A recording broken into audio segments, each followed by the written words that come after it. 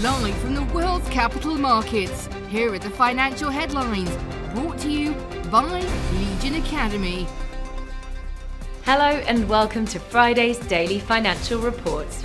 The euro and Japanese yen held on to most of their overnight gains, having been boosted by US inflation data coming in less hot than feared and sending the dollar tumbling.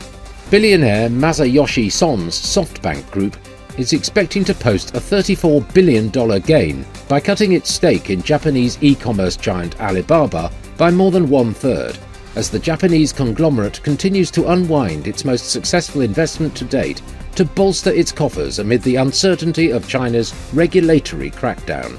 Gold prices fell as the US dollar and Treasury yields rebounded after comments by Federal Reserve officials pointed towards further interest rate hikes. Despite signs of slowing inflation in the world's largest economy, the Aussie dollar pair made a minor upwards correction in the last session, gaining 0.2%. According to the Williams indicator, we are in an overbought market. Microsoft's stock fell 1.2% in the last session.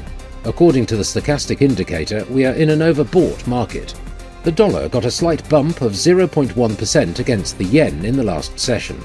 The Williams indicator is giving a positive signal. The pound-dollar pair traded sideways in the last session. The ultimate oscillator is giving a positive signal. Japan's CFTC JPY NC net positions will be released at 19:30 GMT. The Eurozone's industrial production at 0900 hours GMT. The UK's gross domestic product at 0600 hours GMT. The US Michigan Consumer Sentiment Index will be released at 1400 hours GMT. Finland's current account at 0500 hours GMT.